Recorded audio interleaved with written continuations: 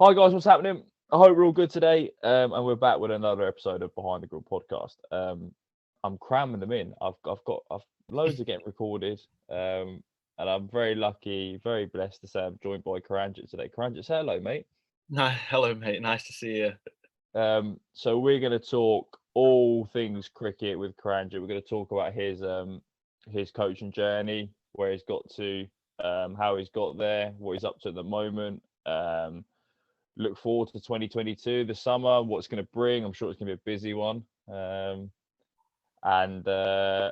we'll talk some topical segments. Yeah, Karanjit, if you want to just tell the podcast who you are, what you do, we'll go from there. So I said I'm Karanjit. I'm the head coach at KSB Cricket Coaching. I've run it for about 4 years.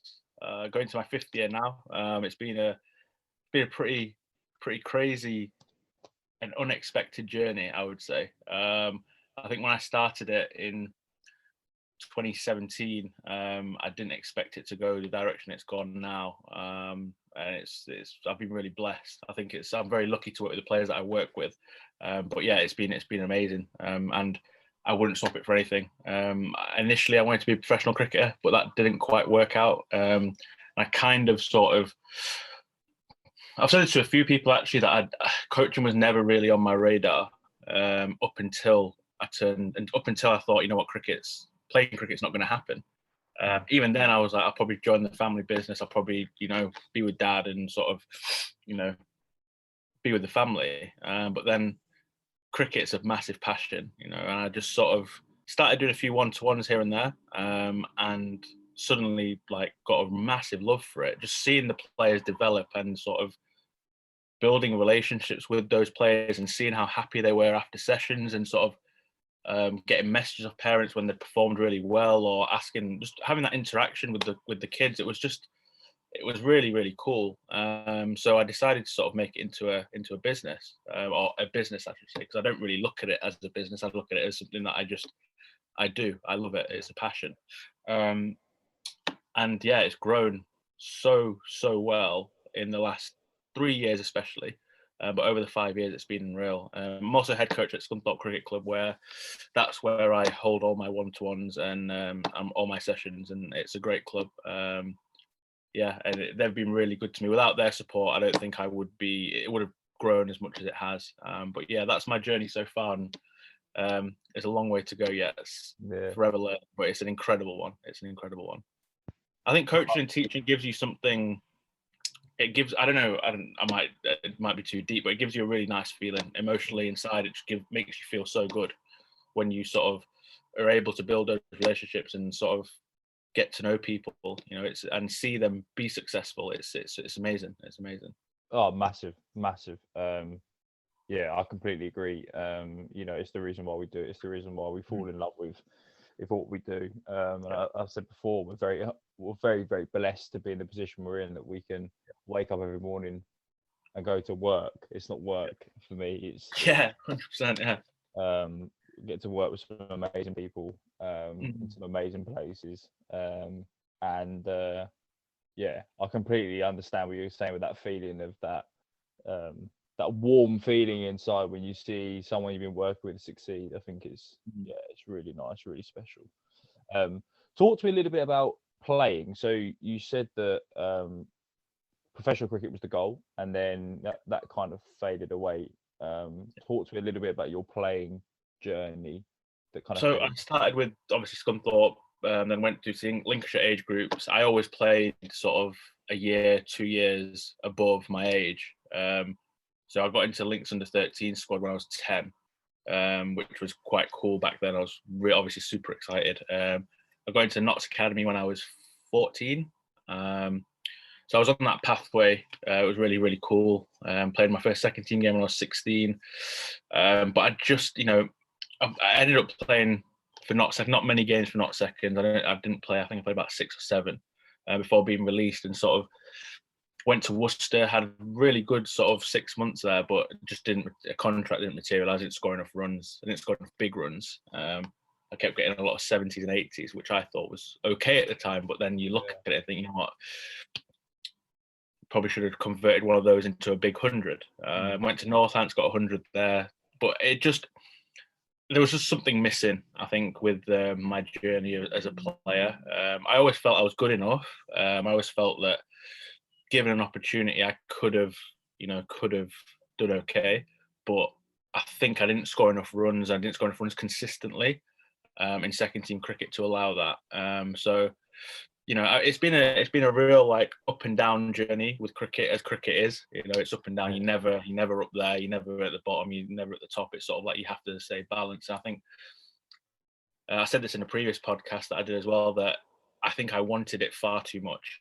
Like I just wanted it, and sometimes that's a good thing, but that had a real negative effect on performance because I used to go out and put myself under too much pressure, especially in second team cricket, that I've got to get massive runs. Yeah. Otherwise, I'm not going to get anywhere. And then I kind of put all my eggs in one basket at a really young age, and then things don't quite go to plan. But I fall into coaching now, which is great. I can use that experience that I've been through, but my playing journey, I loved it, and I still play now. Still first team captain at Scunthorpe, but there's always that part of me that thought, maybe could have done something different, but it just wasn't meant to be. It wasn't meant to be. I think I just didn't score enough runs, and I wasn't quite at the level that I needed to be consistently to be a professional cricketer.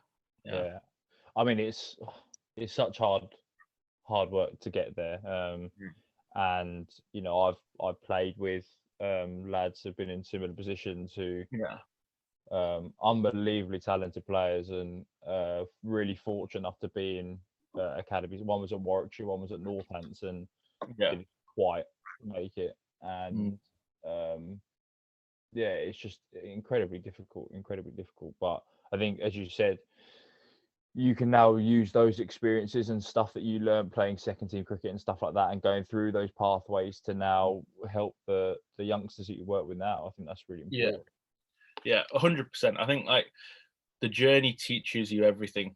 It's not where you get to, it's the journey that takes you there that teaches you everything that you need to know. I mean, my journey was so up and down, and there's so much stuff that happened that I can take that into coaching. There's so many people along the way that didn't really help, and there's a lot of people that did help, but there's so many that didn't really help. So I think with the way I coach now is that I try and, as we've mentioned earlier, build a relationship with the players, so they have that level of comfort that they have someone that backs them 100% regardless of what happens. As long as they work hard and their attitude's good, their intensity in training's good, and they follow their process, they have someone that backs them. And I think that was lacking at times in my own journey anyway. So I think you can take that into your coaching now, and I take it into mine that building a relationship with the player, make sure the player's okay on the field, off the field, and then everything else normally takes care of itself. And then it's up to, you need a lot of luck as well, to make it at the top level. You need a lot of luck, especially as a batsman. I agree. Batting journey is difficult. Yeah, it is. And I love what you were saying about building those relationships, because for me, I always say I coach the person first, the player second. 100%. And you build that rapport, you build that relationship, so players become comfortable. And I know certain players that are pushing on to that academy level. So I work with Suffolk Cricket, and I've got my under 15 squad and my under 15 girls. There's players that are on the verge of working with the Sunrisers and in the academy and EPP and stuff, and it can become incredibly difficult for those players who have coaches from so many different backgrounds and so many different areas, and tell them to do this and do that and stuff. And I think you said if they've got that one person that they can fall back on, that one person they can always trust and go back to. Even the best players. I remember KP saying how he had a coach out in South Africa that he'd always go and see if things didn't go right. It's so important, and that's down to, I think, us building that relationship in the first place. Yeah, definitely. I think I had that coach as well. I mean, he still coaches now. He was part of the he has been part of the India under-19s setup, working alongside when Rahul Dravid was head coach, and he was unbelievable. I still talk to him now about coaching. He's my go-to person. If I've got a player who there's something that I've noticed or there's something that I kind of can see, but I'm not quite sure how to rectify it, I'll send him a video and I'll have a chat with him and think, what do you think? And he'll come back and sort of say, well, this and this. Or sometimes he watches my videos on Instagram and Facebook, and he'll sometimes ring me and say, did you see the players' hands were going this way? Did you see you need to make this adjustment? So a coach always has a coach as well. It's never just sort of like everyone has someone. I think it's important for everyone to have someone. You never make it anywhere on your own. No. I don't think there's very rarely that you don't have support of people around you. You need support to get better, and we're always learning. But yeah, like I said, building relationship with the players is my first thing. You coach the person, then the players. You said. I mean, our philosophy, our KSB's philosophy, is helping players become the best versions of themselves on and off the field, and that we do our best to make sure that that's the key. On and off the field, not just cricket. Cricket's only a small part of people's lives. You only play it for so long, but who you are as a person off it, that is the most important thing. Your character, how you are with your family, how you are with your parents, how you are with people around you. You know, be a good person. That's what I always say to all my players. You know, it's important to back each other 100% and be there for one another. And that's the most important thing. Then cricket, that takes care of itself if you do that, I think. Yeah, I agree. And as you said, like that coaches have coaches and stuff. Like we as I'm noticing it more and more so. Obviously, I only started kind of my journey and coaching journey going solo in October, and it's amazing to see this community online. And I spoke to Jimmy a lot about this, and Jimmy put some stuff on his socials about this community, and it's amazing because, you know, like I had an under-18 session Friday night, and we got two really amazing wicket keepers, and they've been watching Josh, the wicket keeper coach. He's brilliant, by the way. He's so good. Yeah, he's unreal, and like even just speaking to him for an hour on here, like I learned so much off him. And and the guy's like, yeah, it's amazing. We can go and watch his stuff, and we can ask him questions, and he'll give us tips and stuff. And another guest said, you know, I don't know everything in the world, but I know someone who knows everything in the world. Yeah, I love that. That's so good. It's so true. It's so true. No one knows everything. We're all here to help each other. We all want the same thing, which is to help players get better and be successful. You know, so us as coaches obviously help each other, you know, because we want to see success with the players. So the coaching community on Instagram as well, on social media, it's so good because everyone just talks to each other. Everyone sort of interacts. It's amazing to see. You know, I initially coming onto Instagram, I wasn't sure like what it would be like. Wasn't sure like who else is doing this. I had no idea. I just sort of put a page out there and started uploading stuff, and then as the years have gone on, I've been doing it. There's more and more, but there's more and more support as well. You know, there's more and more support for it. There's more interaction. I think early on when I was doing it, wasn't as much interaction. It was sort of like, oh yeah, he's just doing the same as I'm doing. But now it's like, you know, there's conversations, there's messages around. Like I speak to Jimmy a bit as well. We have sort of an interaction of how to help players if we need advice off each other. Josh is amazing. You know, I send him wicket keeping videos every now and then, or tag him in something, and he'll always respond. I heard you speak about cricket mentoring with Jimmy. I think he's probably like at the top with his philosophy and what he does and how he speaks to players and the mental side of the game, especially.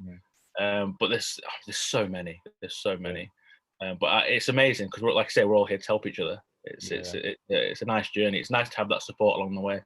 Yeah, I agree. Like I was so surprised that when I jumped on, you know, Tom Scully, the cricket mentor, he was one I'd followed on my personal account for a long time. Followed him for 3-4 years. But then once I'd got onto sort of my own business account, it was yeah, he's the pinnacle. Like he's where we want to be. But again, you message him and he takes the time to speak to you and stuff. And he's a he legend. does. He's a He proper is, legend. yeah, he is. Yeah. He needs to get back over here because he's got a load of people that wants to meet him. I bet. I'd love to have a chat with him because I think I mean, like I said, I've tagged him in a few stuff as well. He's always responded, and it's sort of his. I think the philosophies match quite similar. He's about the person as well. He dives really a lot into the mental side of the game, but like I say, a lot of people look up to the stuff that he does, which is, it's, like I say, it's at the pinnacle, it's the top. Yeah. But yeah, he's great. He's great. Fingers crossed. We'll get him on the Behind the Grill podcast. They're having. I'm sure he'd do it as well. I'm sure he would. He unofficially has agreed to do it. It's just a very busy man. Getting the time, yeah, I bet. I'll be getting up at 3 a.m, I reckon, just to have a chat with him. Mate, I think it'd be worth it. It would be worth it. 100%. So 2022, how's it looking? What were your I wouldn't say aspiration for what are your hopes for this summer? I think just to make sure the players enjoy the season and learn. I mean, for me as young players coming through, it's making sure that they, even if it's not successful for them, they learn. I think it's important to take knockbacks young. I think you need to make mistakes. You need to have that opportunity to learn. If you don't, you have success all the time. Fair enough. You might go all the way and be great, and it'll be success all the time. But if you take knockbacks early, it teaches you to be mentally stronger. So whatever happens in the season is just have that open-mindedness to learn and to allow yourself to make some mistakes, but as long as you learn from it and grow. Obviously, as a coach, you want all your players to be successful and have the best season ever. I always say, I hope this is the best season we all have. It rarely happens. There's going to be a couple of players here and there who are going to struggle, who are going to have poor seasons, but it's about learning. I mean, we've all had poor seasons. It doesn't make you a bad player. It's just learning. In terms of the coaching side of things, again, just doing as much work with the players as I can. Can't wait. As we were speaking before we started recording, can't wait to get outside. Yeah. I mean, it's just winter is so long, and then you just got to make the most of every moment that you get outside. Hopefully, have a good summer, some good weather, and just get as much cricket in as we can, and an opportunity for players to learn in a good environment. I think that's the key. See a lot of smiling faces, people having fun. That's it really. I was talking to someone the other day, and I had that sudden realization that it's March and the season starts in 6 weeks, and I thought I should probably pick up a cricket bat. Bit of a worry. It's hard though, isn't it? When you coaching, one thing I've realized myself, it's very difficult when you're in coaching mode to actually look after your own game. Yeah. I mean, I've found less and less time to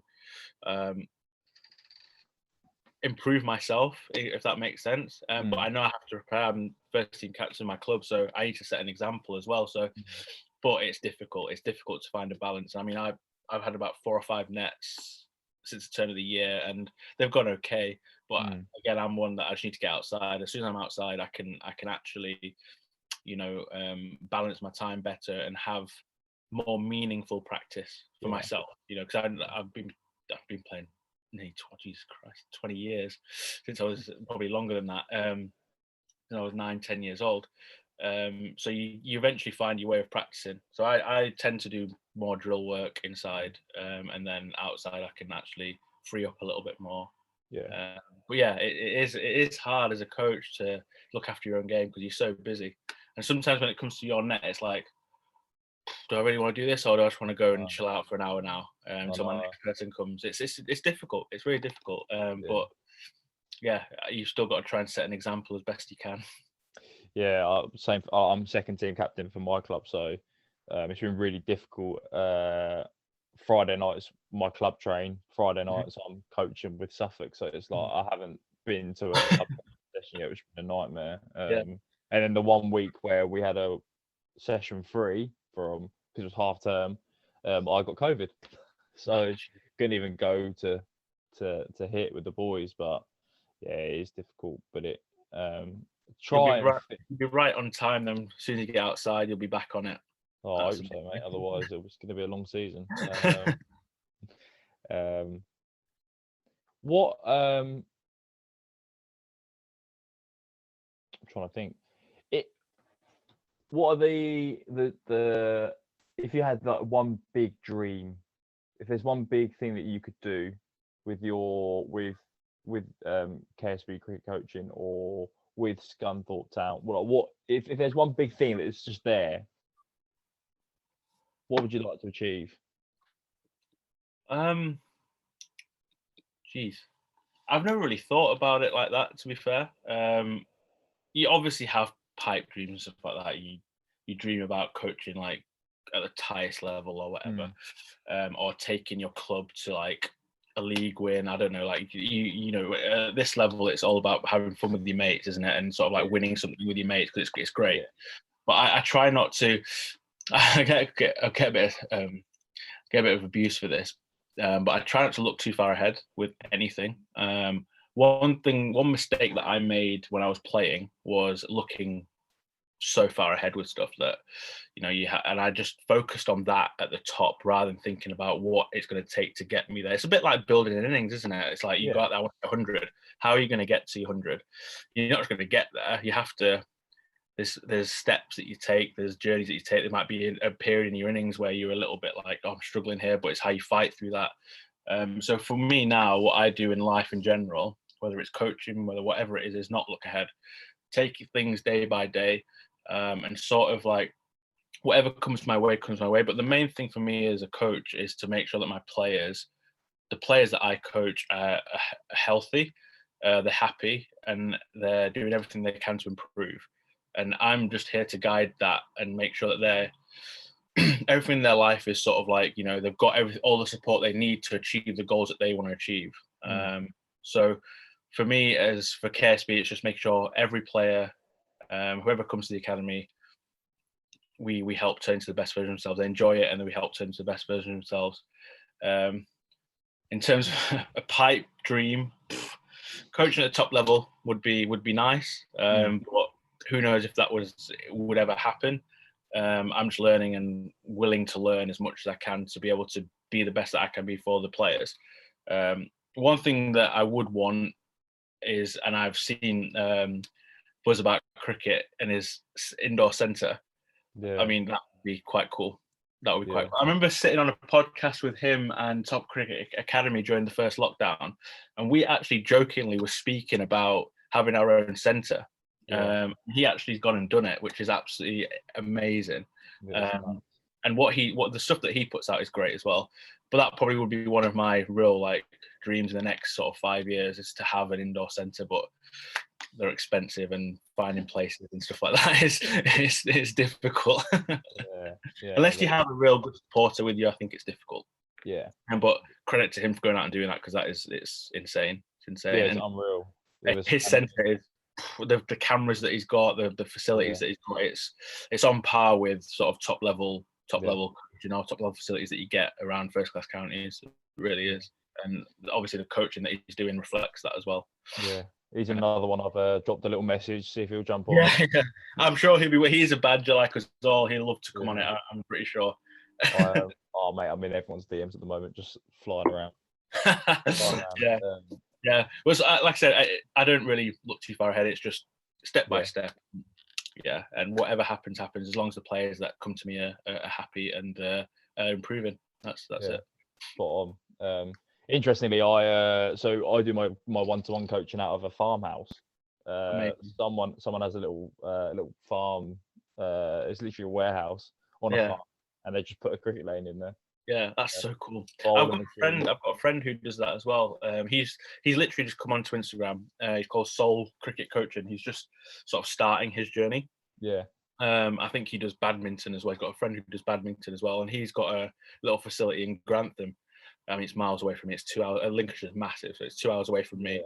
And it's just in the back of a farm. That'd do me fine. I'd be happy with that. But it's just nuts. Yeah. You turn up to a farm, and then all of a sudden there's just a little door, and then there's just a and and amazingly, it's the people who own the place are the creators of the sidearm. Oh wow. Yeah, Oh so wow. I'm in the know with the sidearm Yeah, crew. yeah, that's great. You Yeah, get it's free nuts. sidearms. Yeah, got a few. Yeah, it's just amazing. They've got another centre down in Chelmsford as well, the Ripple Yeah. Cricket Centre, which has been around a lot longer, but it's nuts. It's amazing. That is really cool. Yeah. Talk to me a little bit about the academy then. How it's kind of how it's run and what kind of things you do with your academy. So, well, the first year I did it was the winter of 2018, 2019. I didn't really know what to expect because I ran one-to-ones and I thought, you know what, let's just try it. Because I don't do one-to-ones in the winter. I haven't got a venue. Schools are far too expensive. So it's about trying to keep players ticking over the winter. Yeah. And I thought to myself, I'll do an academy. So the first year I didn't have as many players. So the academy was about 20 players, I think, or 18 players, I think, if that. But it ran really well. Like we did really some specific stuff. But what I found was there was like 9-year-olds there and 16-year-olds there. And it was a real like mixed bag. So the year after I changed it and made like an under 15 session and an under 19 session. Oh, sorry, under 14 session, under 19 session. And that worked really well. And then it grew from like 18 at one session to 20 at each. And then the last winter that I had, well, this winter so far, it's 24 at the first one and sort of like, I think 20 at the second one. And it's getting to the point now where it's like, I need to actually, I've started another day on a Saturday morning, you know, because I've had to sort of expand it out a little bit, which is really cool. But we have 5 sessions before Christmas, 10 sessions after. And it's a lot of sort of like, it's more keep them ticking over. So I see them over the winter as well. And it's more to sort of like give them another opportunity to train, another opportunity to prepare. I mean, a lot of them on the county pathways, a lot of them have club training. So we try and do something different at our sessions, sort of like open it out to them and speak to them about what they want to work on and then sort of organize sessions accordingly to that. And it's gone really well. I've got 3 coaches who come down and help, who are absolutely fantastic. Matt Carter is a good friend of mine who plays for obviously Notts and Trent Rockets, and he's been down for the last 3 years. And he comes down every now and then and just sort of like drops in. He actually came on Friday and just dropped in and just check on how the players were doing. And he's brilliant with them. Matt's brilliant. He's just like a normal bloke. You know, he doesn't, nothing different to him. He just sort of comes, has a chat with the players, and goes. You know, he's sound. And we're very lucky. We had Andy Pick as well, who was obviously a Notts legend, basketball coach at Notts Academy, and he came down 2 weeks ago. So I try and get every now and then someone coming in just to sort of give the players a bit of a lift and make them think that someone's watching them, kind of thing, and it sort of motivates them. You know, you give them a message and sort of be like, okay, we've got so and so coming, and they start buzzing about it. So it's really cool.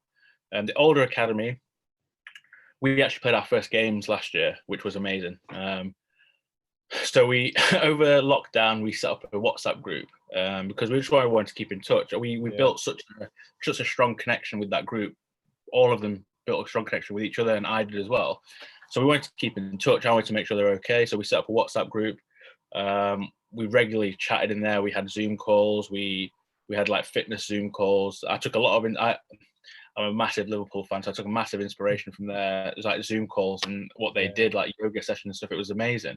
So I was like, I'm going to try and do that with these lads, see if they like it. And they loved it.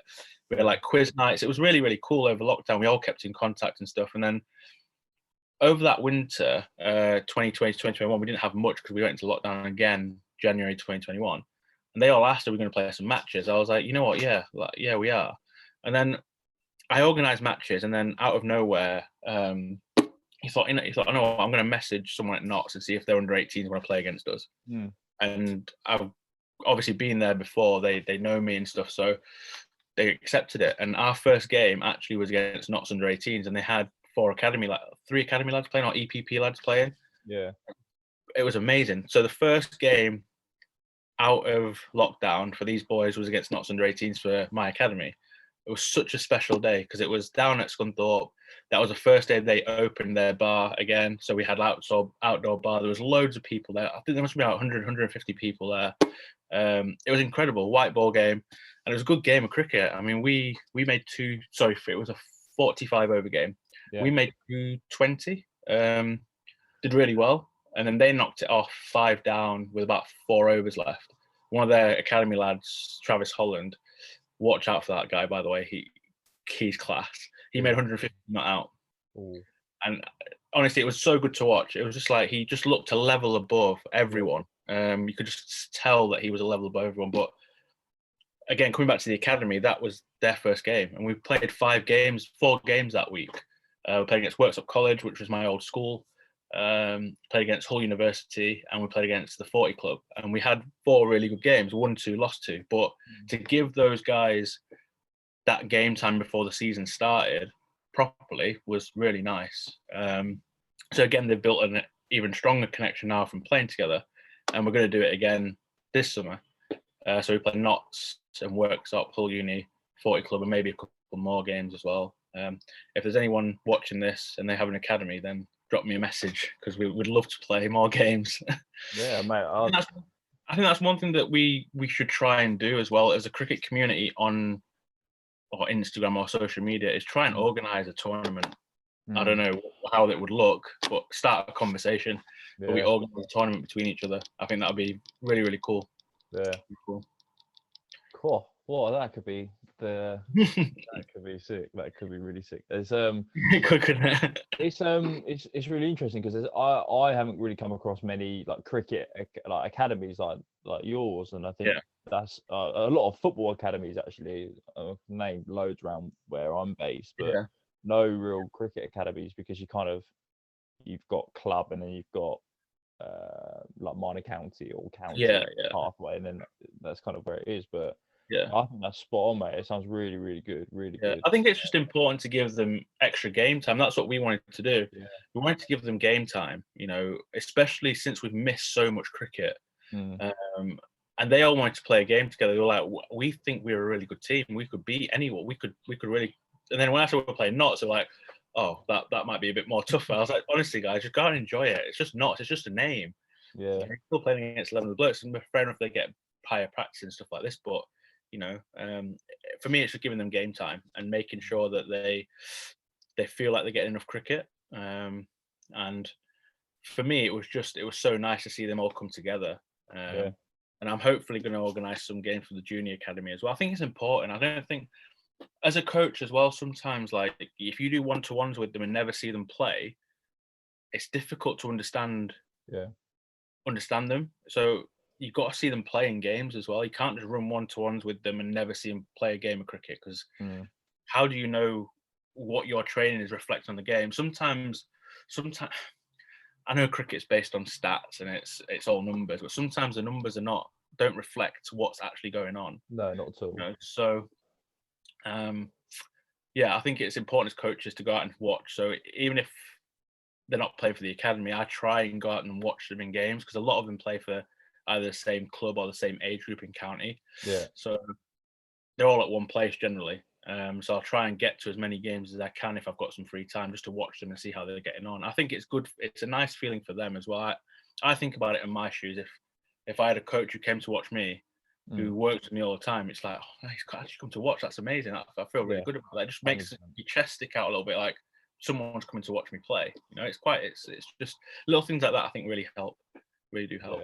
I think it just shows you care. And again, it goes back to what we were saying about those relationships and building that really good rapport with those players. And like I was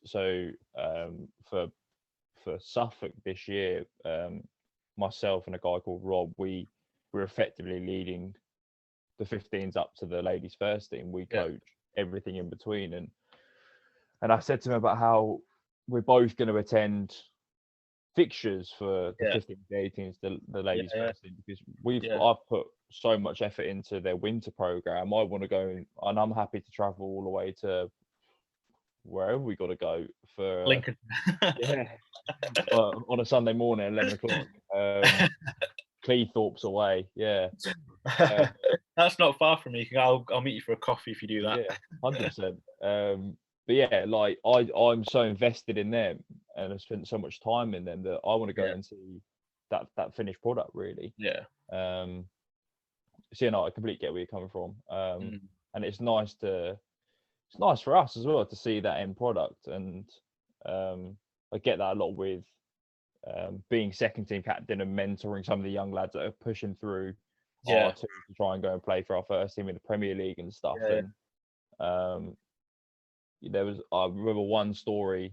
This was during the lockdown season, so we had like a mini short season. We were playing against local clubs.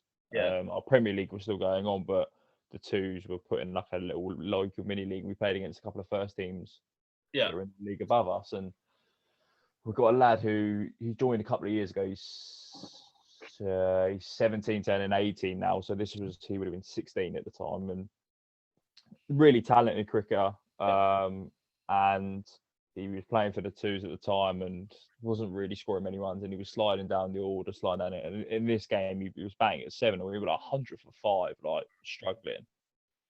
And he whacked 100. It was his first 100 for the club, but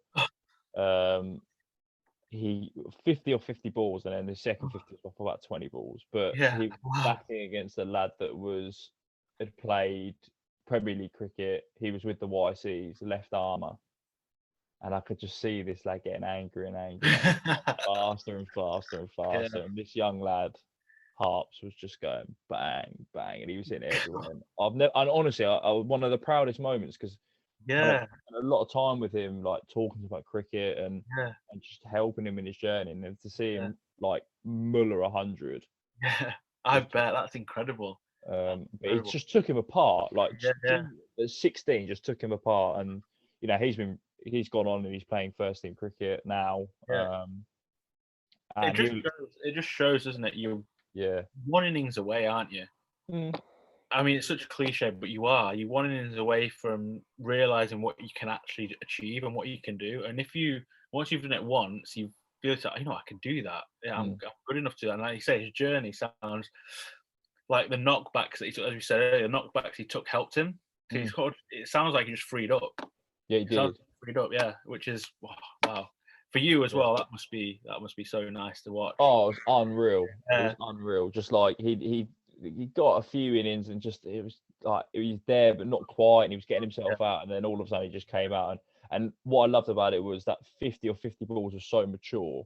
Yeah. 50 or 50, just knock it about, go run a ball, and then all of a sudden take it to Bombtown. And amazing. That's an amazing story. I love hearing stuff like that. That's amazing. So Harps, if you ever see this, you're a legend, mate. And can't wait well batted, Harps. Can't wait to spend some more time with you this summer. What a ledge. That's so cool. It's so nice though. Stuff like that is, you see your players performing, and especially after having a bad run, you see them getting runs or wickets. It's like, I'm so happy. I'm so pleased that that's happened. I think we as coaches see the best and we see what they can achieve, and sometimes they don't really look at it like that. They just see where they are right now, and it's like, no, we can actually see the potential that you've got. If you realize the potential that you've got, you will it'll switch. So stuff like that's amazing. Such a psychological game. And when I spoke to Sam Hain on Friday, he spoke so much about the mental side and like those knockbacks and those failures that he had. Like he spoke to me about his first class debut at 17. He went, it was quite short. I got one and that was it. Done. Didn't play again for the rest of the year. And he then didn't come back until 2013, 14. Next year, and then he made his first class debut. And I think, one thing that I've really noticed is working with players. And I had a session yesterday, and one of my girls was she was like, "Oh, it's just a rugby session." I was like, "That's all right. You're allowed bad sessions. You're allowed to have those bad days. Things don't go right. You might not be feeling right. Something else might be going on. You're allowed to have a net where it goes horribly wrong, because you're human. And you don't learn anything from sort of just having a success every time." And I said to her, I was like, I know I can say it all the time in the world. Mum and Dad can say it all the time in the world. Why don't you listen to this person? Because he's a professional cricketer. And she was like, "Oh yeah, I'll listen to him." I was like, "Oh yeah, of course you will." and it is hard sometimes. It's really difficult to get that across and go, it will be all right. Like it will be fine. I think it's what we spoke about earlier as well, where I say it's okay to fail. It's okay to make mistakes. That 100%. Is absolutely fine. This is the time and the age now to make those mistakes and be like, I mean, forget about the age that they're at now. It's older players as well. Like everyone makes mistakes. Everyone goes through lean patches. Everyone has a bad session. It doesn't make you a bad player. Everyone has a bad game. It doesn't make you a bad player. It's just about, coming back from it and just learning from it and enjoying the journey. Cricket is it's so up and down. So I speak to the players about being mentally balanced and trying to, when it goes well, don't get too excited, enjoy it, but don't get too excited. When it goes badly, best players in the world get first ball duck. Best players in the world go for boundaries and sixes. It happens. Best players in the world drop catches. It happens. So just stay balanced about it, because one week you'll get 100, next week you'll get a duck. 1 week you'll take a blinding catch to win the game for someone. Next week you'll drop it. It just enjoy it, but maintain that mental balance, and you'll be so much happier for it. I think that's just life in general. Life's up and down. Just stay balanced with everything, and you're good. I mean, I'm when I was growing up, I still am now, quite an emotional character. Like you do get sucked into things and sort of like, but you just have to, it's fine to be emotional, but don't dwell on it. Take 20 minutes, done. After a session, reflect on it, write a few things down, why it didn't go well. Okay, bang, done. Okay, next one. Then you're good. I mean, that's what I do. Now, even if I have a bad session as a coach, like, because we don't, every session doesn't go to plan. Every session you don't hit the targets that you want to hit with your players. So, I mean, I've had one or two this winter at the academy with the older boys, where they'll all be listening to this as well, where it's probably my fault that the session didn't go well. But I've admitted to them that I probably didn't plan it right. I left them to it. I was like, you know what, I've put some scenarios into this net. I'm going to go do some sidearm work. And then you look over and the intensity is not there. But that's my fault, because the scenarios that I put in either wasn't challenging enough, or I wasn't there with them enough, if that makes sense.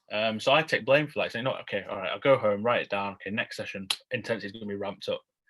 But those boys are so good, because I kind of took responsibility, their energy levels next session was up there anyway, because they were like, actually, we're going to lift it ourselves as well. It's okay to make mistakes. We all do.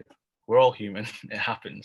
100%. And the players will respect you a lot more for being honest and going, look, lads, that was rubbish. I did that actually, interestingly, in my teacher training year. I taught a lesson and was like, that was an absolute carp.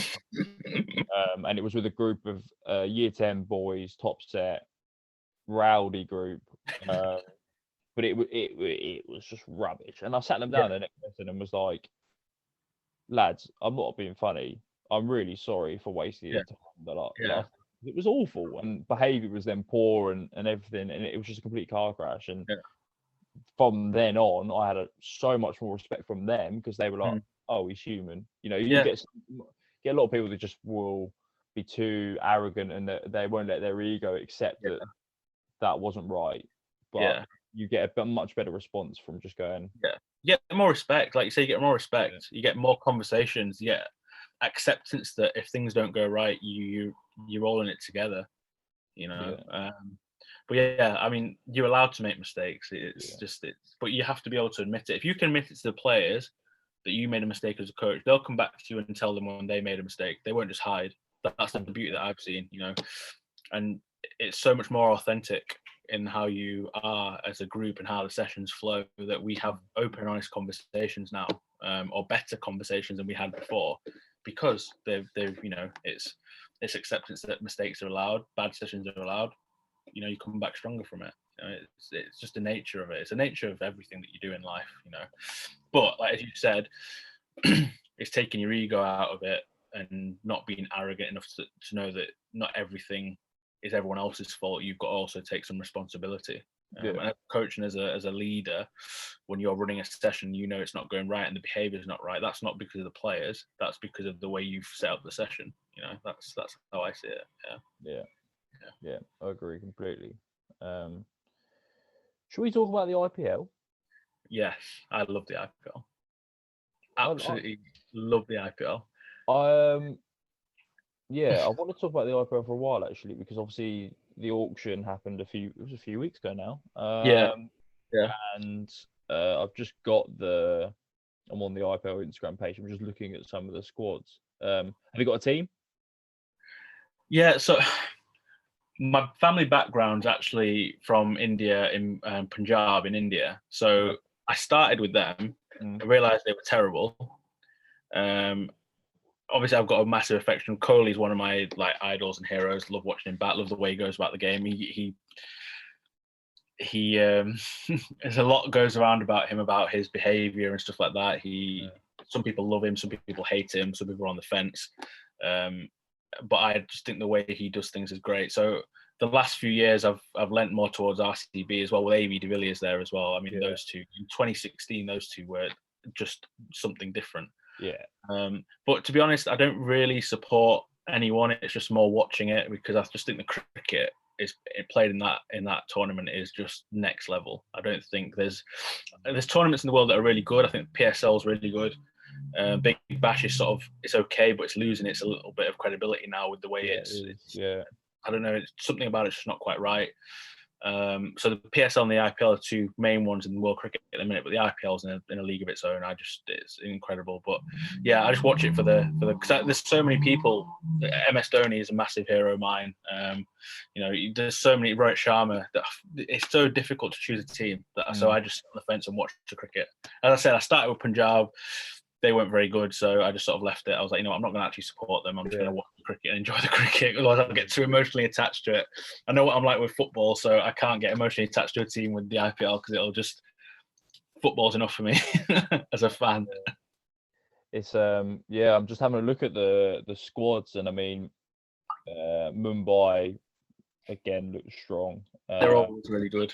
They're always really good. They've got who have they got? They've got Tamal Mills and Archer's there. Archer went played. Bumrah. Yeah, Archer, Bumrah, and Tamal Mills. I don't think Archer's playing this one, is he? I think he's starting from 2023.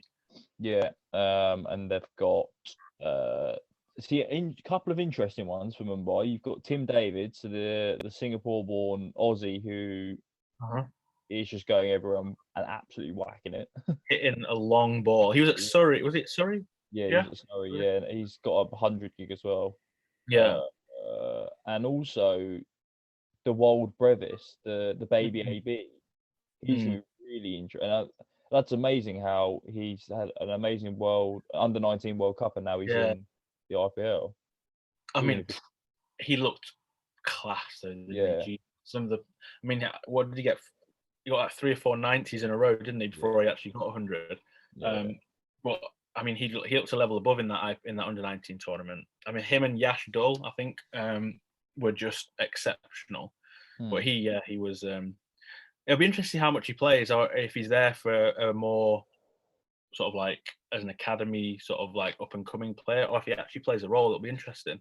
It'll be interesting. But I think it's an amazing experience for him. It will, yeah. It'll be interesting to see him how he goes if he does play. Yeah. But looking at that, he could actually get a few games. Just looking at the squad and the overseas players that they've got. They're quite a lot on batting, aren't they? You've got overseas wise, batting wise, obviously they've got Sharma, Kishan, Yadav. Yadav, yeah. That'd be interesting. I reckon he might get a game. Yeah. Looking at that, he actually probably could. Yeah. Depends what combination they go with, but I mean, Mumbai Indians are always up there because they're led really well, and then obviously got Jasprit Bumrah, who makes a big difference, and Rohit Sharma, Surya Kumar Yadav, Karan Pollard, Ishan Kishan. Jesus, it's some squad, isn't it? Yeah, I'm looking at the Delhi squad at the moment, and Delhi a weird one because obviously Ponting's taken over. And they looked good last year. They've gone with he quite likes that bowling attacks. Last year they had Nokia and Rabada, didn't they? And this year they've got Nokia's still there. They've got the Fizz. Yeah. And Ngidi is their overseas bowlers. They've got Mitch Marsh, who's going quite nicely. Yeah. And Davey Warner's in that squad as well. Yeah. So Rothman Powell, he is one to watch out for. Is he? Wow. I watched two. I think there was a series against England and a series against India in T20 cricket that he just played. He hits the ball miles. Yeah. And hard. So that'll be interesting one to watch out for. That looks a really good squad. You got Warner, Prithvi Shaw, Rishabh Pant, Yashdal, Mandeep Singh, good player. Shardul Thakur, who's just like a golden arm, isn't he? Yeah. Safraz Khan, who's actually really batting well in the Ranji Trophy at the minute. I think he's averaging about 120. Cool. I know it's different format, but still, it gives you confidence, doesn't it? Aksar Patel as well. Kuldeep Yadav, jeez. I think Ricky Ponting as well is probably one of the best coaches out there at the minute. I think the way he speaks about the game, like you watch these little clips, don't you, on Instagram and sort of Facebook, where they're having their team talks, and the way he speaks to the players, it's pretty cool. So they're led really well. It'll be interesting. They'll be up there, I think. Yeah, it looks. I mean, it's always very, very strong, but it looks good this year. So I always tend to look at where the England players are, and that's who I like to follow. A lot of Rajasthan, aren't they? Is it Rajasthan? Yeah, well, that was I followed what they had. Stokes, and Butler this year. This year they've got Butler, Hetmeyer, Van der Dussen, Coulter-Nile, Trent Bolt. Yeah, Ravi Ashwin's there as well. Paddy on there as well, who looked really good last year. Yeah, so they'll all the squads just look gun. So it'll be interesting to. I think that's why I say it separates. That's why I think the IPL is probably leading the way, because the squad, there's no squad in there that you look at and think, I'm not sure about that one. No. There's no one in there that's not got an actual seriously good player. Even the new teams that have been brought together, like look now, they've got KL Rahul, Stoinis, Quinton de Kock, Jason Holder, Mark Wood. Jesus Christ, that's honestly Deepak Hooda, Krunal Pandya. You could reel them off. It's insane. You've got the Gujarat, the Titans. They've got Roy's not playing, but they've got Shubman Gill, Miller, Wade, Hardik Pandya, Rashid Khan, Lachlan Ferguson. Oh my word! Yeah. And then the last one's KKR, who are always up there as well. Alex Hales, that's a good one. Yeah. It's about time he got another gig in the IPL, because I think I think he's obviously very unfortunate. Things have gone the way they have for England, but I think he's one that could really be a big player for KKR. Andre Russell, Rahane, Billings is there as well. That's a good one. Pat Cummins. Do like Billings. It's really a tough one to call. You know, I think Delhi have got a very good chance to be up there. Delhi, Mumbai. But I think an outside chance of Lucknow as well. But who knows? Who knows? T20 cricket's so unpredictable. It's just about on the day. You know, you could watch on the day what happens, but it'll be competitive because it's been split, hasn't it, into two groups now as well. So it depends on obviously what happens with that. But yeah, it'll be good to watch. To be honest, it's frustrating for me when the IPL comes on, because that's when sort of I start outdoor coaching, and then while games are on, it's like I'm coaching. So sometimes I'll have it on the iPad while coaching's going on, so the players can watch it as well, the training. So it's just it'll be interesting. But it's a tough one to call. Too tough. Be interesting to see. Right, we're going to finish with my two segments that I like to ask every single guest. So the first one is the Breakfast Club. You get to pick 3 cricketers, past or present, who you wouldn't mind sharing a bit of recce with. We've had guests go into detail about what breakfast they're going to have, where they're going to go. And that was mainly Josh, actually. He kept going on about Toby Carvery. Yeah, he loved it. Yeah, who are you going with? 3 cricketers. Bless he just passed away. Shane Warne, 100%, because I think he would have been the perfect person to have at breakfast, because I think he would just lighten your mood up like that. Especially in the morning. I'm a morning person anyway. I'm quite awake in the morning. I like mornings, but I think he would be cause no end of laughter at breakfast. Sachin Tendulkar will be the one, because he was my hero, first person that really I looked up to. Yeah. And number 3. Oh wow. This is a tough one. I'm gonna go with Virat Kohli. I'm being a bit biased there because it's 2 Indians. I'm Indian background, but I think that'd be quite good, because I think Kohli, as much as he's like intense off the field, off the field, he looks like he's a lot of fun. And from what I've heard from obviously my uncle being in the India camp and stuff, that he is quite a lot of fun off the field. So Sachin to sort of keep everyone nice and calm, and Kohli and Warne to sort of have lots of banter. Yeah. But I think Sachin's apparently he was quite a prank master as well. So it'll be, I think those 3, not bad cricketers to be in company with either. Yeah, I think you learned quite a bit. But it's your breakfast, so whatever you say, it's all yours, mate. So you can have whoever you want. That's the beauty of it. Yeah. And I love what I was saying at a podcast I did earlier. Was everyone's really thinking about the dynamics. It's not just like 3 famous people. Yeah. Everyone's thinking about the dynamics. Who's going to bounce off each other? It's clever. Yeah. It's I clever. think those 3 would bounce off each other, to be fair. I think, like I said, Warne, I mean, it's really sad what's happened, but I think what he did was he lived his life how he wanted to live it. And his cricket was out of this world. I think I generally started bowling spin because of him, and watching him go about the game. I think he would be amazing. I think he would be amazing. And Sachin and Kohli, God of cricket, and Kohli, who I love him or hate him. Yeah.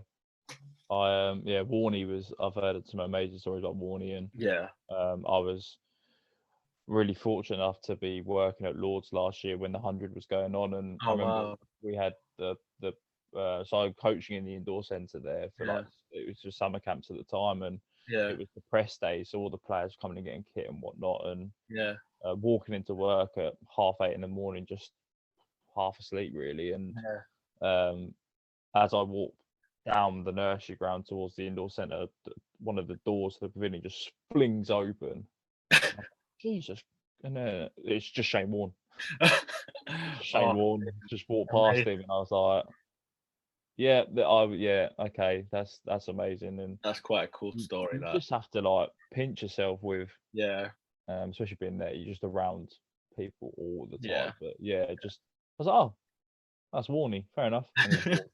And amazing as well, the lads that work in the office there, they're so just not even phased by these, because they're just dealing with a lot of them working there for years and just dealing with these players all the time, and they're just I mean, like I would be the same as you. I'd be like, oh my god, wow. Yeah. Like I don't often get like starstruck. I've been starstruck once. That was very recently. And again, it's not cricket related, it's actually football related. I went to watch Liverpool last week, again when they played Leeds 2 weeks ago, and we were staying in the same hotel as the Liverpool players as well. We had no idea as well. So I got there, we had no idea. When someone said, Liverpool players here, I was like, wow, that's amazing. So we sat in the lobby for a bit to see if we could get them. We couldn't. I forgot my beanie, so I went back up to the room to get my beanie. And they're all still on the same floor as us. And went back upstairs. I went to the toilet really quickly. Worst decision ever made, because I came back out of the room, and as I was walking down the hallway, Jurgen Klopp walked out of the lift and walked towards his room, and I just stood there, and I was like, I don't know what to say here. But he was about maybe 15, 20 meters away from me. I could have just shouted his name and maybe could have got a picture, but I just didn't. I just stood there and watched him. And people talk about auras. He had this. I mean, he's a hero of mine because of the way he coached. I think he's just different level. Him and Pep Guardiola are obviously at the top, but I think the way he actually builds relationships, as we spoke about earlier, is different level. And he just had an aura about him. And I was just like, that's the only time I've ever been starstruck. I was like, oh my God, that's incredible. I said nothing. I felt like a little kid. You know, a little kid when you see like someone who you look up to. So that's how I felt. I was like, and then going all day, the rest of the night, I was just like, why did I not say anything? Yeah. Am I ever going to get that opportunity again? Who knows? But yeah, it's very similar to that. It's like, oh my God. But some people, I look at them like, okay, yeah, it's Klopp. Oh, it's whoever. It's like, it's not it. No, it's how are you keeping so calm about this? I remember I had something very, very similar with Owen Morgan just after we won the World Cup, actually. And Middlesex was training on the nursery ground, and I was just on my lunch break, just having a sandwich, watching Middlesex hit, and he walked past me and said good morning. I was like, hello, Mr. Morgan. But yeah, no, I completely get it. Kid at Christmas. I went to I went to school with Joe Root. So me and him were in the same. He was in a year below me at Worksop, so we were at school together for 2 years. And I saw him for the first time last summer since we left school. We've kept in touch. We exchange messages every now and then. He's one of the most humble people you'll ever meet. So nice. I don't know if you've met him before, but he talks, and he'll talk to you whatever situation he's in. He'll talk to you. One of the nicest guys. And to be fair, when I saw him after so long, I was like, oh my God, it's Joe Root. Forgetting that we went to school together, forgetting the relationship that we had. I was like, oh my God, it's Joe Root. You know, so you do get it, even if you know the person and you sort of like, you do get it. It's pretty cool. It's pretty cool. So, oh God, I spoke to Joe Root today. Oh, I spoke to so-and-so today. It's like, it makes you feel quite cool, you know. It's good because I think it's something that you can pass on to your kid, to the kids that you coach as well. It's like, you know, it's okay to be like that. We get that, and we're grown adults. It's fine. Yeah, I mean, do you know what? Rooty's probably one of the people that I would be top of the list for my breakfast club. Actually, one person I would love to sit down and chat with.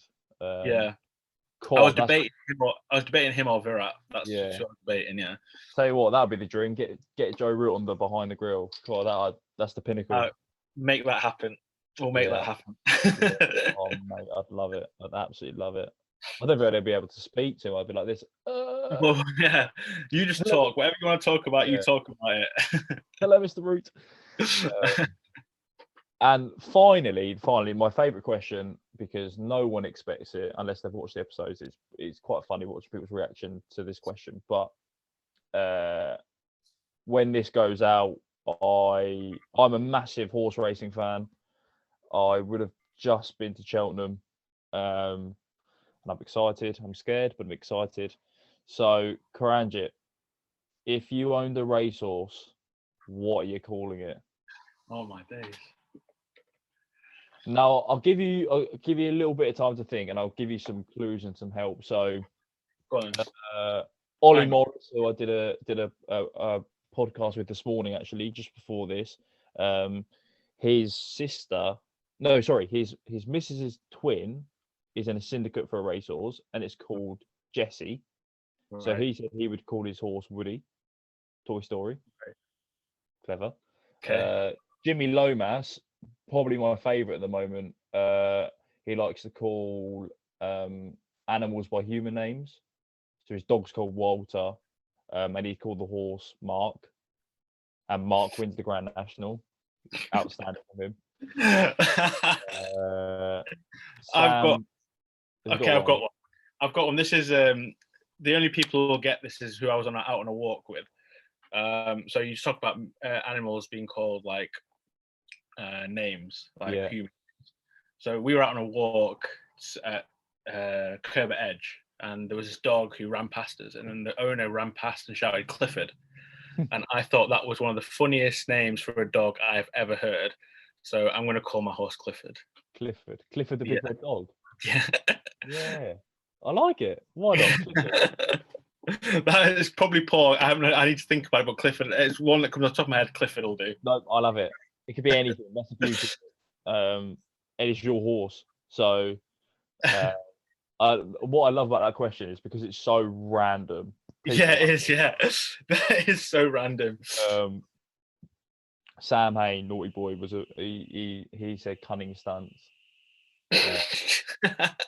Terrible. Is that allowed to go out? Well, might have to bleep it. From the professional cricket as well, of all the people. Yeah, that's quite good. Yeah, it is good from him. Karanjit, thank you very much for your time, mate. No problem. It's been an absolute pleasure to be on here. Loved it. Absolutely loved it. Yeah, it's I've really enjoyed it. Really enjoyed chatting. I've said to a few of the lads that I'm going to do a tour of the UK and meet everyone who I've done a podcast with. Amazing. I want to come and meet everyone. And I said, I can't remember who I was doing the podcast with. I said maybe Netflix can sponsor it. Imagine that. Mate, honestly, you're more than welcome anytime down here. Yeah, you'd absolutely love it. Get me up to Scunny. Yeah, come on, mate. It's the dream. It's where everyone wants to be. You haven't lived life unless you've been to Scunthorpe. Well, there you go. Tiny Temple wrote a song about it. Yeah, so, exactly. I've got to come. Guys, I'll leave all of Karanjit's socials in the description. Please go and check him out. He's doing amazing on Instagram. He's got 10,000 followers. He's smashing it. And every day I wake up, there's always a video from Karanjit on there. So go and check his stuff out, and we will catch you on the next one. Cheers. Thank you very much. Thank you. Take care.